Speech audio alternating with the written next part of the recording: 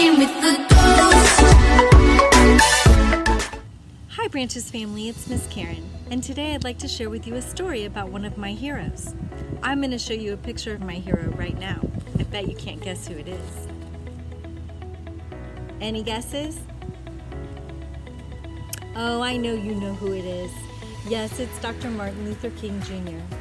And if you look in my book, it's a bit tattered and torn. That's because I've read this story so much. I love it so much, and I'm so happy to get to share it with you today. The story is entitled Martin's Big Words, The Life of Dr. Martin Luther King Jr. And as you listen to me read the story, I'd like you to think about the big words that you hear. And when we're done, think about ways that you can put his big words to use in your life today. Here we go. Martin's Big Words, The Life of Dr. Martin Luther King Jr. by Doreen Rappaport, illustrated by Brian Collier. Everywhere in Martin's hometown, he saw the signs, white only. His mother said these signs were in all southern cities and towns in the United States. Every time Martin read the words, he felt bad until he remembered what his mother told him. She said, "You are as good as anyone." In church, Martin sang hymns. He read from the Bible. He listened to his father preach. These words made him feel good. "When I grow up, I'm going to get big words too," Martin said. Martin grew up. He became a minister like his father, and he used the big words he had heard as a child, from his parents and from the Bible. Martin said, "Everyone can be great." He studied the teachings of Mahatma Gandhi. He learned how the Indian nation won freedom without ever firing a gun. Martin said love when others said hate. Martin said, "Hate cannot drive out hate. Only love can do that." He said together when others said separate. He said peace when others said war. Martin said, "Sooner or later, all the people of the world will have to discover a way to live together." In 1955, on a cold December day in Montgomery, Alabama, Rosa Parks was coming home from work. A white man told her to get up from her seat on the bus so he could sit. She said no and was arrested. Montgomery's black citizens learned of her arrest. It made them angry. They decided not to ride the buses until they could sit anywhere they wanted. For 381 days, they walked to work and school and church. They walked in the rain and the cold and in the blistering heat. Martin walked with them and talked with them and sang with them and prayed with them until the white city leaders had to agree they could sit anywhere they wanted. Martin said, "When the history books are written, someone will say there lived black people who had the courage to stand up for their rights." In the next 10 years, black Americans all over the South protested for equal rights.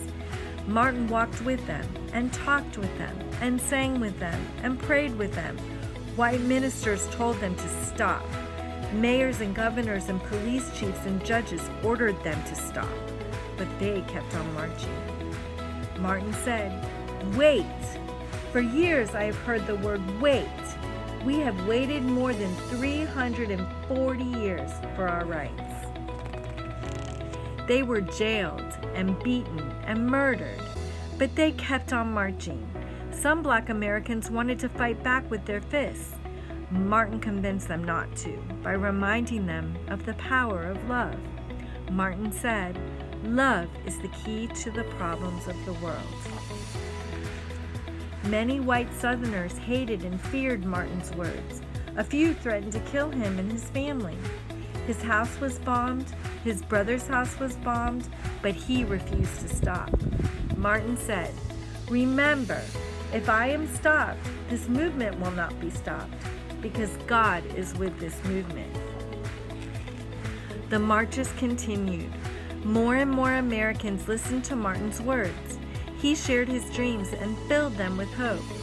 Martin said, "I have a dream that one day little black boys and black girls will join hands with little white boys and white girls as sisters and brothers. After 10 years of protests, the lawmakers in Washington, D.C. voted to end segregation. The white-only signs in the South came down. Dr. Martin Luther King Jr. cared about all Americans. He cared about people all over the world, and the people all over the world admired him. In 1964, he won the Nobel Peace Prize. He won it because he taught others to fight with words, not fists. Martin went to wherever people needed help. In April 1968, he went to Memphis, Tennessee. He went to help garbage collectors who were on strike. He walked with them and talked with them and sang with them and prayed with them. On his second day there, he was shot, and he died. Martin's big words are alive for us today. Hopefully, we will remember them. I hope you loved the story as much as I do.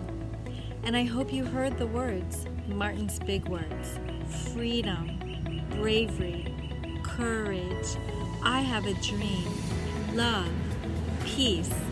Fight with your words, not your fists. Let's see how we can all put them together in our lives today. And I'd love to hear how you're doing that. Have a great day. Thanks for watching. Remember to subscribe to our YouTube channel and follow us on all of our social media. See you next time. Bye.